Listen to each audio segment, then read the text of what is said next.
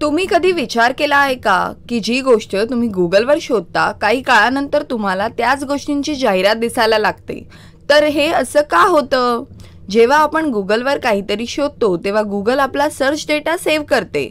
उदाहरणार्थ, आपण स्मार्टफोन शोधला तर गुगलला माहिती मिळते की आपल्याला स्मार्टफोनमध्ये रस आहे. गुगलचे अल्गोरिदम आपल्या इंटरनेट वापराच्या सवयींना विश्लेषण करतात आणि त्यानुसार आपल्याला सर्वात योग्य जाहिराती निवडतात. हे अल्गोरिदम आपल्या शोध इतिहास, क्लिक इतिहास आणि वेबसाईटला भेट देण्याच्या सवयींवर आधारित असतात. जेव्हा आपण एखाद्या उत्पन्नाशी संबंधित वेबसाईटला भेट देतो किंवा गुगलवर त्याचा शोध घेतो, तेव्हा गुगल त्या उत्पादनाच्या जाहिरातदारांना कळवते की आपण त्यांच्या वस्तूंमध्ये रस दाखवला आहे. त्यामुळे ते जाहिरातदार आपल्याला वारंवार त्यांच्या वस्तूची जाहिरात दाखवतात. अशाच नवीन नवीन व्हिडिओसाठी आपल्या चॅनलला सबस्क्राईब करा. व्हिडिओ आवडला असेल तर लाईक करा.